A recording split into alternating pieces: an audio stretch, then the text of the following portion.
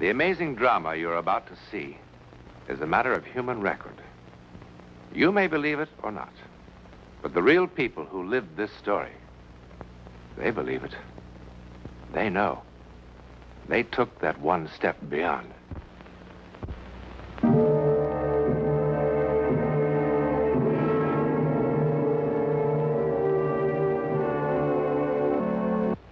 This door is kept locked at all times. The curtains on the window are always drawn. Inside the main house tonight is quite an occasion. In the year the Parrish family has lived in Boston, this is the first time anyone outside the immediate family has been invited to the house. Story about the servants leaving just this morning. Well, goodness, Anna, why shouldn't he? It would hardly enter his head that we've never had servants here. We're all so good at telling lies, aren't we? Well, at least they are lies that hurt no one. Well, you'll be free with me very soon. You'll be married and in New York with Danny. Mama, to have somewhere that's really, really home. After all these years of moving one place to another and always being frightened. Mama, did I tell you what Danny said to me? He said he wanted 6 children. Of course, I just sat there and stammered and blushed. What's that? It's nothing. It's a recipe. You know, Danny even has names for them. Michael and Eric and David for the Margaret, boys. And the... We'll have the Beaujolais with dinner. Yes, Papa. Oh, darling, you better run along upstairs and get ready. Yeah. Danny seems to be the kind who never late. Not a second. Life must run like clockwork. That's why I love him. And I love you too, Mama. Oh, tonight I love the world. Ah! Mama. There seems to be someone in the garden. George, go and see what's happened. You know what has happened. Mama, please, don't it. No one can see into that room. Wash your hands. Yes, that'll help. Wash my hands. Will that wash away Jason? I hate him, I hate him, I hate him! Anna!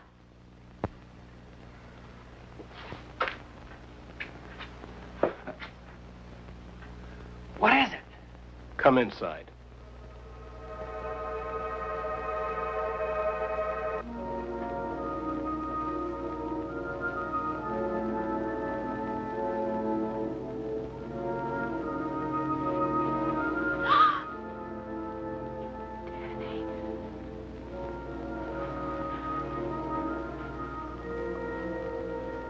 Tell me, what is it? Danny, there's nothing for you to be afraid of. I'd heard stories about it, but I didn't believe them. And then, just now, I saw for myself, sitting in a red velvet chair. That's what was so horrible. In a red velvet chair with a high back, reading a book for all the world like a human being. Oh, no. What I saw didn't belong inside a house. What I saw belonged in the sea. Danny, you're very young. I hope you will have the compassion to understand. Mama, no! He has to know. He is my son. He's Anna's brother. Brother? Danny, It happened before he was born. He was born that way? Danny. It is a disease that is not contagious, nor hereditary. Danny, what Mama says is true. Anna, I can't. Before God, what Mama says is true. Anna, stop All the it. doctors swore it. It's I'm not sorry. hereditary. I'm Danny, sorry. please don't leave me. Please don't leave me. Danny! Danny!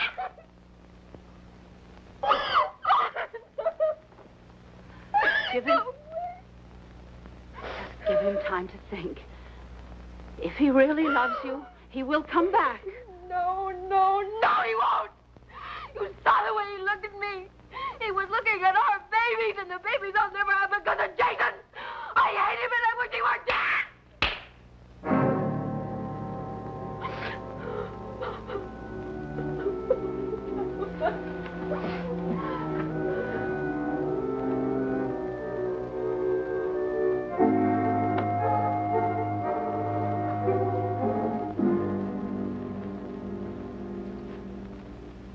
George, I think I shall send Anna away someplace. Someplace pleasant. It's Jason who must be sent away, No, Margaret. George, not again, not now. Yes, now. George. How long can you be selfish? Each time we've had to move, whenever I've had to look for a new job, you know what agony it's been for him. He'd be happier away from us. There are hospitals that would take him. You don't mean hospitals. He's my son, too, Margaret. For the love of God, have some pity for the boy. Pity? Yes, pity! How do you think he feels locked up in the room? I have told you 100 times I will not let him go. And that's always finished the argument, hasn't it, Margaret? But not tonight. No, not tonight. Hush, George. He will hear you. You cannot ask me to give up my life. At last you said it, Margaret. He is your whole life. Not me. Not Anna. Jason. You've no love left for the rest of us. He needs me more. Margaret! I mean what I say. If you don't agree with me now, if you don't agree with me this moment to send Jason away, then I shall leave you.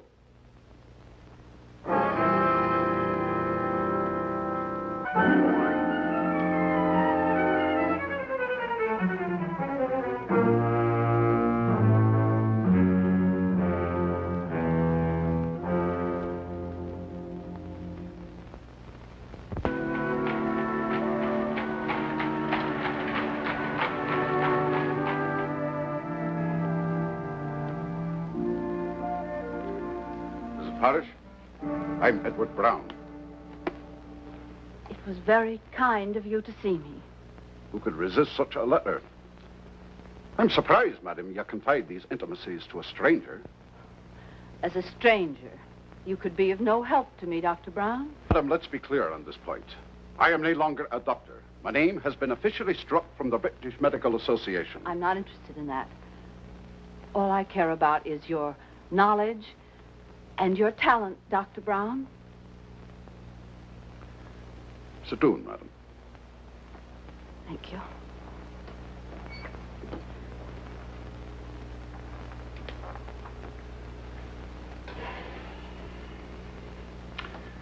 I remember hearing of a few such cases as your son's.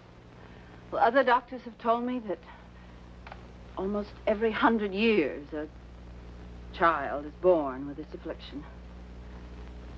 You know, Jason says that he has read a theory that all mankind is evolved from the sea, the cradle of life. But Jason says that perhaps the seed of our beginnings is still with us, and that this is God's way of reminding us that we have not come as far as we would like to think. Cradle of life. Jason sounds a remarkable boy. Madam, why have you come to me? I read of your lecture. Lecture? Lecture indeed.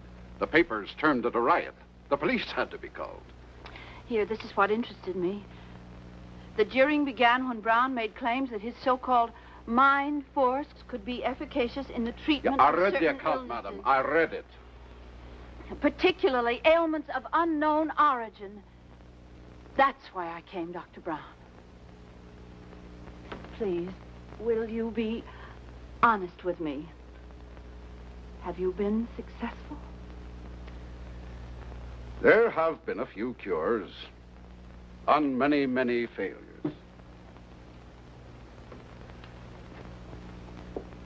What is this mind force? Madam, if I could explain it satisfactorily, I would hardly be in my present position. All I can tell you is that I seem to have developed a kind of power. What it is, I cannot tell you. I'm not the first. There have been others. I think perhaps Dr. Mesmer was the first.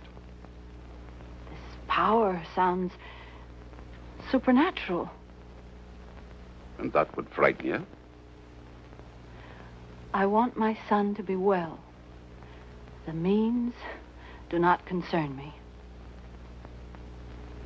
Will you dine with us tonight and see Jason? Madam, do I look in such bad need of a meal? I am in such bad need of help. I'm sorry. I thought perhaps another chance of success was vital to you. Madam, I don't believe either one of us could stand another failure.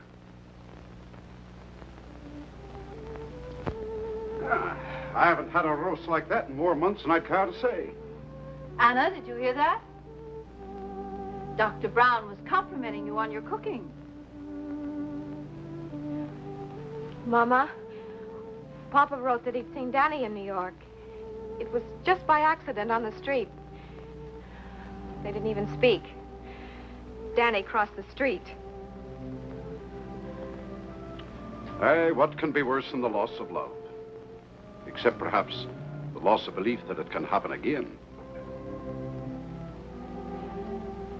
If you have finished your coffee, Doctor, I will take you to see Jason. Miss Parrish. You remember at dinner, me talking about my life in England? What are my beliefs? I was made to look a fool. Many people turned their backs on me, including someone I loved most dearly. But now I'm glad it happened.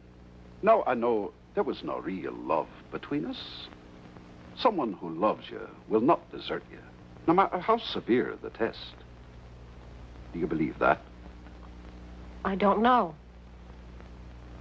Perhaps I could help you to believe. Come, lass. Come and sit down.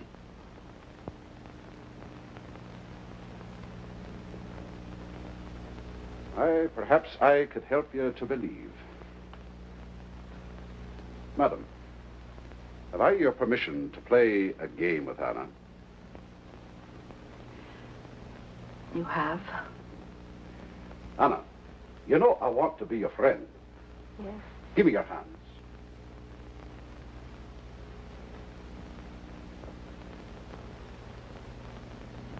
Anna,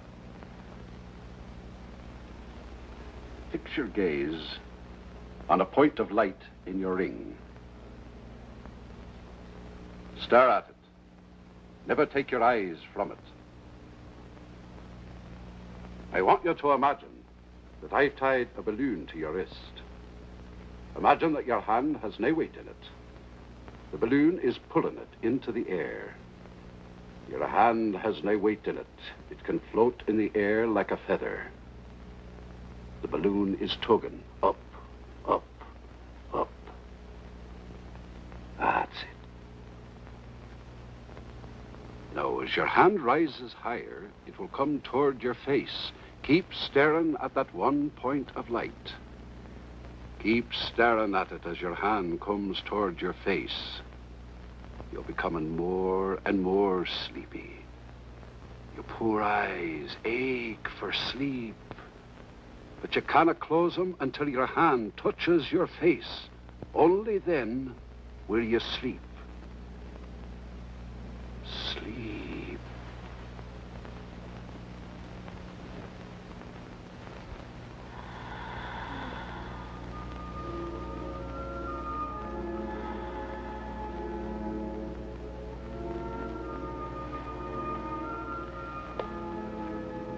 It's easy with someone so eager to escape. Does she hear us? Only me. What sort of sleep is this? Where is she? I warned you. Somewhere to stand it. You remember what I told you about the power the mind has over the body? Let me show you. Anna, now you are even more deeply asleep. You hear nothing but my voice. Yesterday, you had an accident in the kitchen. You scalded the back of your hand with boiling water. The skin is still raw and sensitive from the burn. Touch the back of her hand.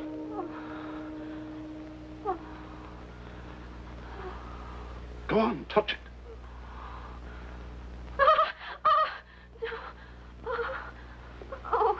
The burn is healed. The pain is all gone. In fact, you have no feeling in your hand whatsoever. The nerves are all dead. The hand is numb. Have you a pin?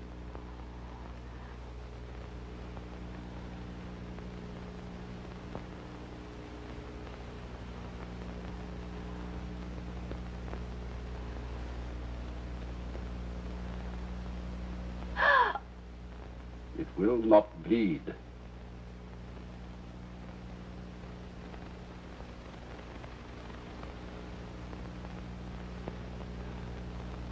Now the hand is as it was, as if the burn had never been. Anna, listen carefully to me. When you wake up, you'll be as happy as you were before Danny went away. You will not forget him. You will only forget the pain of his going away. You will feel the hurt no more. When I count 3, you will open your eyes and be wide awake, feeling happier and more rested than you ever have in your life. 1, 2, 3.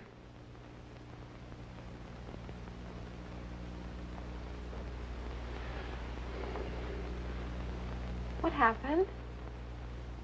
I was listening to the doctor, and then I... Well, I guess I must have dozed off. Oh, I'm sorry. You must think I'm terribly rude. We'd be a deal healthier if we all took a bit of a nap after dinner. Now, Mrs. Parrish, if you'd be so good as to let me have the key to Jason's room. Yes, of course.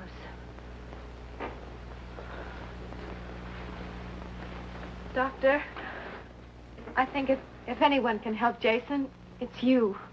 Thank you.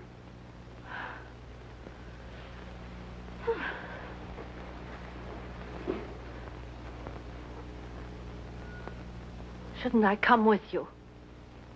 You said he was expecting me.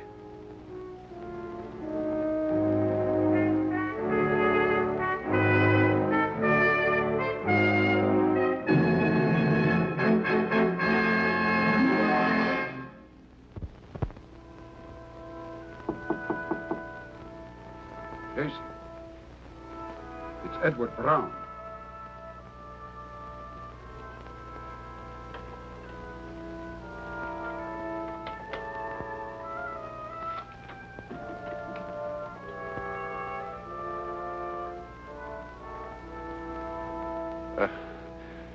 My name is Edward Brown. Your mother's kind enough to still call me Dr. Brown, but then I expect you've heard that story. Jason, I feel very much an outcast, too. Will you remember that? I need your cooperation if I'm to be of help. Remember this, too. We'll be dealing with the unknown. How long it will take and to what end, I know no more than you. It may be frightening, even dangerous. And what is worse, futile. Jason, I failed many times. The decision must be yours.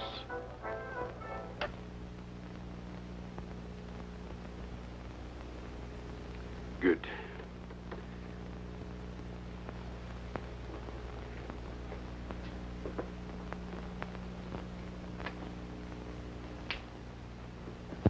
Let's waste no more time.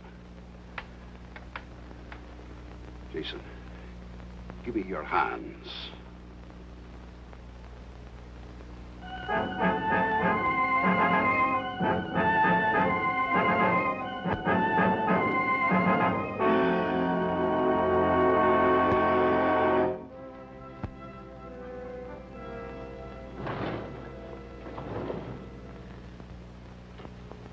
Not even on Christmas Eve. I think I must have been insane to let that doctor talk me into this. absolutely insane. Dr. Brown, I wonder if he ever was a doctor.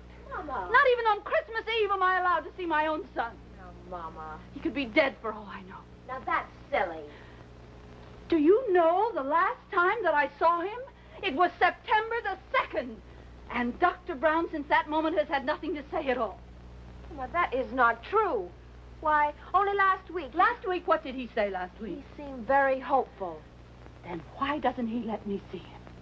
You must trust him. Well, I don't. I don't trust him. I think it's all some kind of a hoax. Jason isn't any different. There isn't any change at all. Oh, there's one thing that's changed. I've lost him. Jason isn't mine anymore. Well, that's it. Well, that's what's upsetting you, is it, Mama?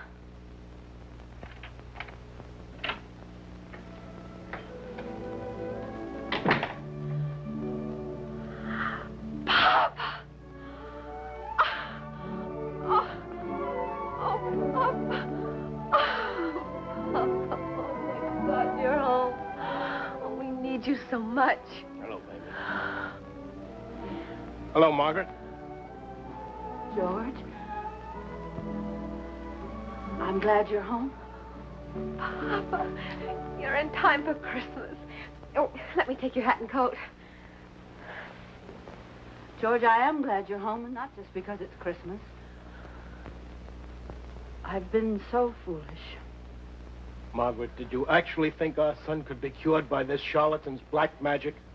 Papa, Dr. Brown isn't a charlatan. Why, you only have to meet him to see that. Meet him? I want him out of this house right now. Papa. Where is he? He's with Jason. Get him. But, Papa, Get him.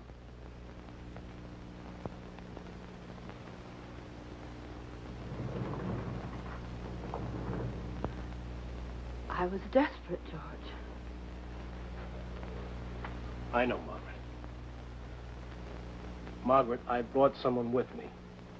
He's waiting outside. Why?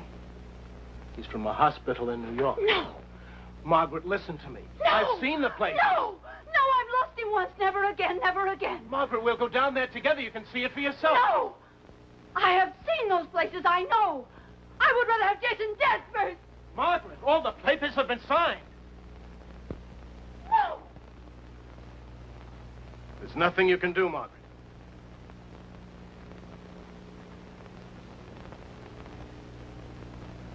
There is. Yes, there is. There is something I can do. You will never take him. Never. Never. I would rather see him dead.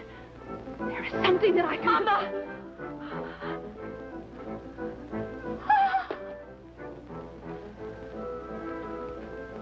It was Jason's wish to wait till Christmas.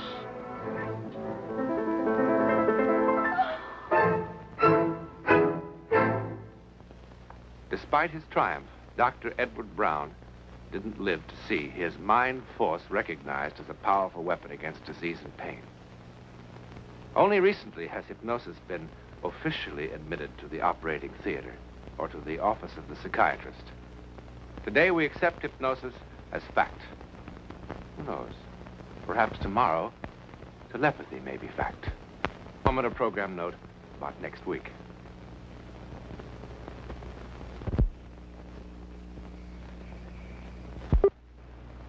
Next week, and every week, we'll be bringing you the personal records of the rarest kind of human experience. Man's adventure in the world of the unknown.